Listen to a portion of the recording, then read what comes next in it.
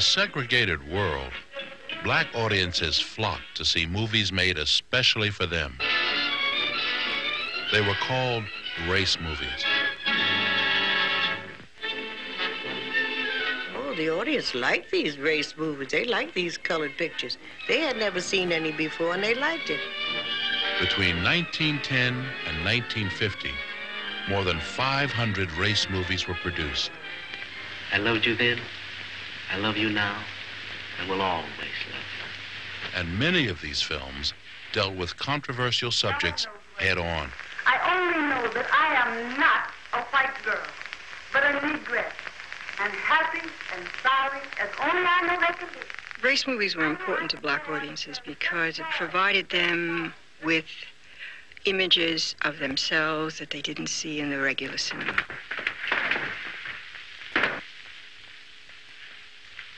It was unique. It was unique to us, and it was something that was different to see a black cowboy. I wouldn't draw that, mister. Or a film that was, all the characters playing the parts were black, and it was wonderful. It was wonderful.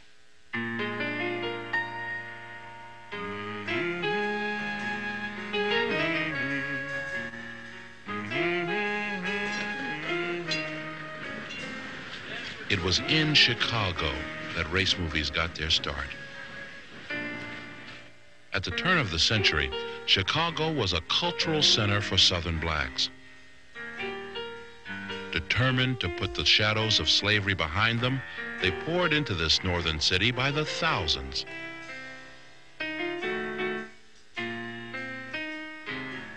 In that period of migration, there's a sense of dislocation, of having to find the group again, of trying to settle into home again. And so you need affirmation. You need race movies, you need race films, you need race records, you need race people, race organizations. So one of the things that the race films answered was that echo. I want to hear myself, I want to see myself. As blacks prospered, a sophisticated, urbane middle class began to emerge.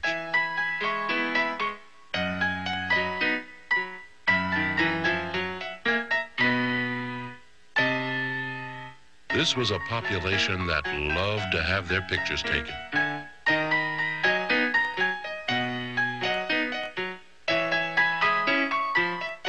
They were seeking something.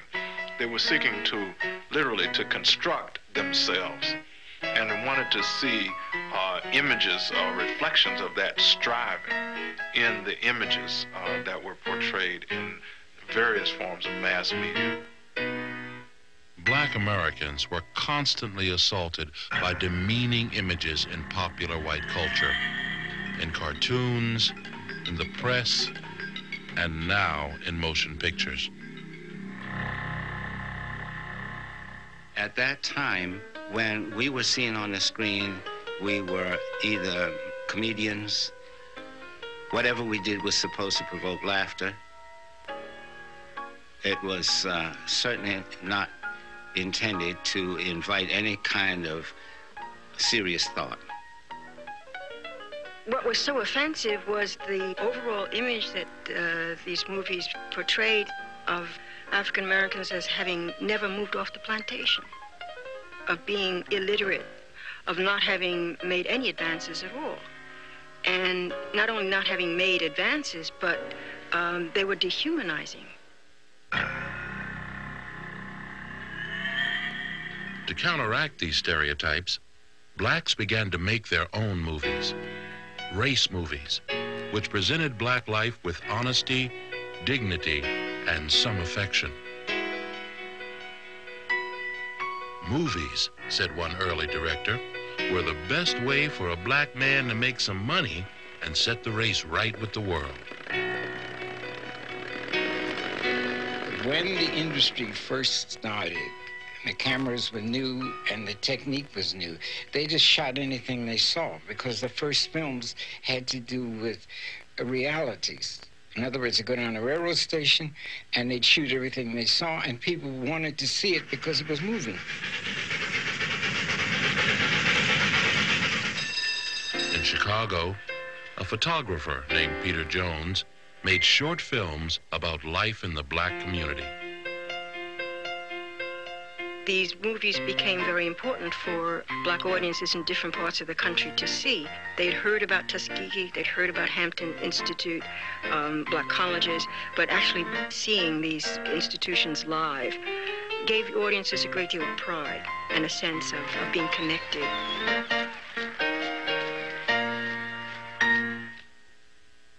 Race movies soon became popular entertainment,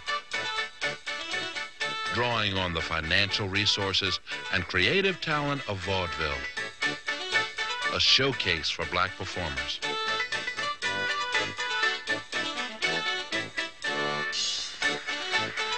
The Black Vaudeville District in Chicago was known as the Stroll.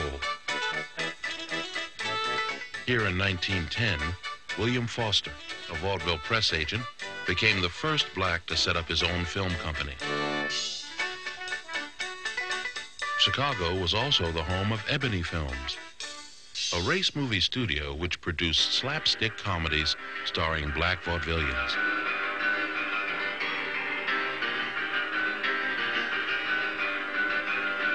These films were enjoyed by both black and white audiences.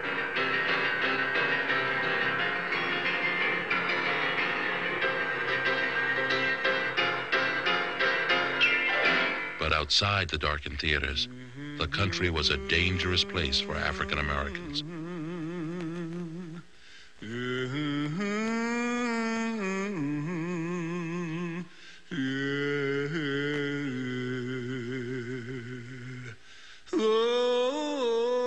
Racial violence was commonplace.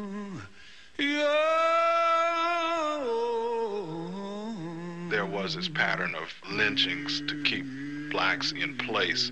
All-time high was probably reached in the 1890s, but even as late as 1900, the first year of the new century, 100 black folk were lynched, and lynches didn't really begin to tail off until the 1920s. It was in this climate in 1915 that blacks were assaulted by one of the most pernicious pieces of propaganda ever produced. D.W. Griffith's epic film, The Birth of a Nation.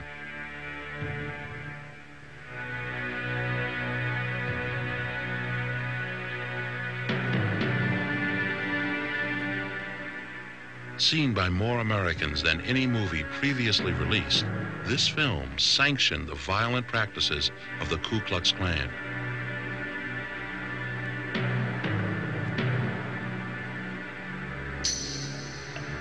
In scene after scene, one hideous stereotype after another depicted blacks as ape-like,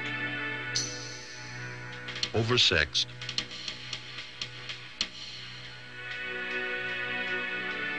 corrupt, and lazy. White America, from President Wilson down, hailed The Birth of a Nation as an artistic triumph. But the black community was outraged by the film's distortions.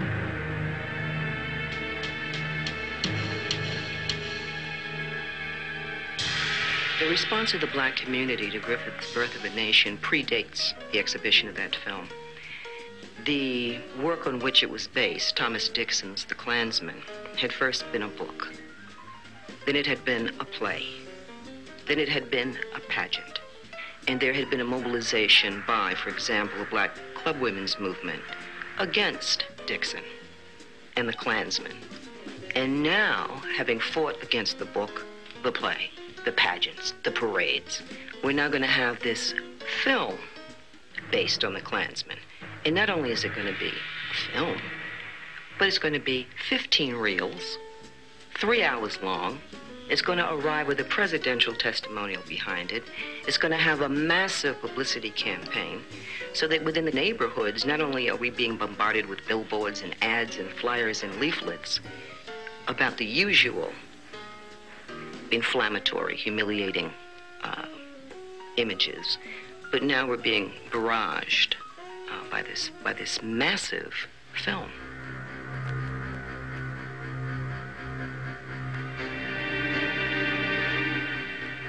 Across the country, black leaders and their white supporters organized. They went to court, set up committees, petitioned mayors, and staged protests to have the film banned.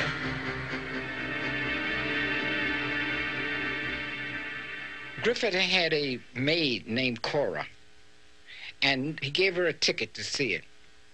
And it was a pattern of first-class Southerners. When you send your maid someplace, you tell the man on the door, let Cora in and let her sit in my seat. Cora dressed up in her Sunday clothes, and she went. And when she came back, she said to him, Mr. Griffith, I'm ashamed of you.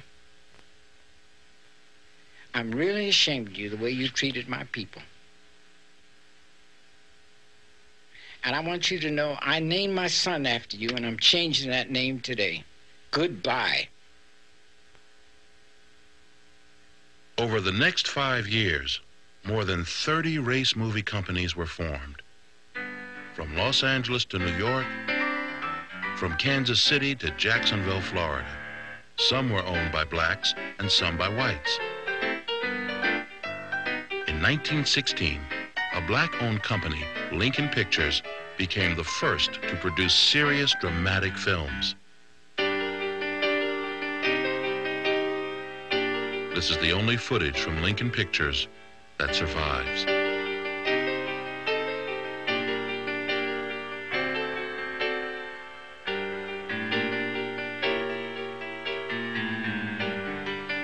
They departed from the general portrayal of black Americans on national screens.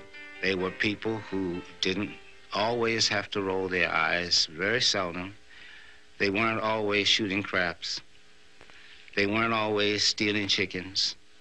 And all of these were the cliches, and they weren't always turning white when they saw ghosts. They portrayed blacks as being professional, educated, well-to-do. They had a social lifestyle that was uplifting. They didn't gamble, they didn't drink. In other words, they were almost like morality plays, these early films.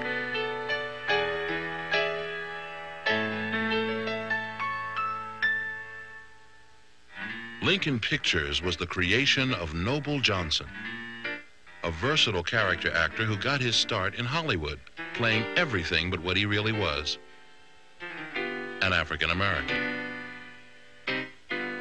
In Lincoln's first film, The Realization of a Negro's Ambition, Noble Johnson plays a young engineer who strikes oil and becomes a millionaire. Noble's brother George, the company distributor, boasted that this movie was the first successful Class A Negro motion picture, minus all burlesque and humiliating comedy.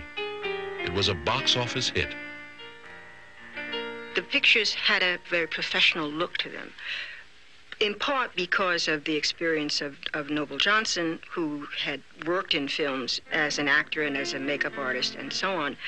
His years of experience paid off.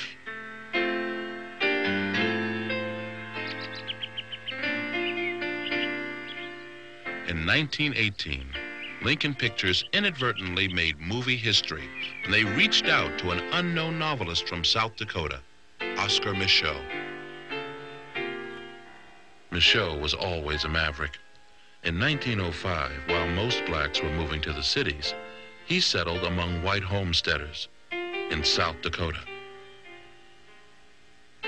He was determined to build a 1,000-acre ranch and hoped that other blacks would follow. As Micheaux would later write in his book, The Conquest, I turned my face westward with the spirit of Horace Greeley. The words, "Go west, young man, and grow up with the country," ringing in my ears.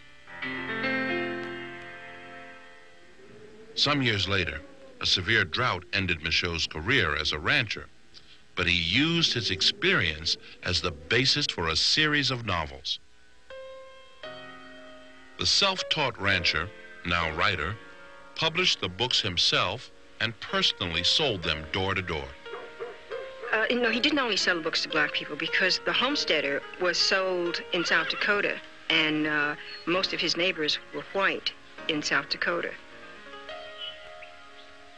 Micheaux was successful at promoting himself as a writer, and his books sold well.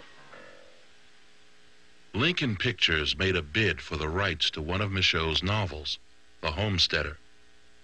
Micheaux, with no previous experience, demanded the right to direct the film himself. Lincoln's owners called him an upstart, just a rough Negro who's got his hands on some cash. The deal fell through. But within a few months, Micheaux hired a cast, a crew, and a chauffeur who drove them from Chicago to the little town of Winner, South Dakota. And I don't know what kind of a car it was, but the top was down. And these people were all in this car. And this is how they appeared. Now, I suppose they had all their gear in that car. I don't know. And kid-wise, I didn't have brains enough to even think about that, you know? Micheaux and crew spent one day shooting location scenes on the Delphs family farm. The Homesteader, made in 1918, was the first feature-length race movie. I remember them shooting the most from about like where you're shooting, because they stood between the windmill that stood just on the other side of that shed there and the barn. People who were total strangers to you out here, and somebody came in with intelligence, somebody came in with an idea that at that time was way out there someplace. It wasn't a part of everyday life. Why, my dad would eat this up. Over the next 30 years, Oscar Micheaux would make more race movies than any other director.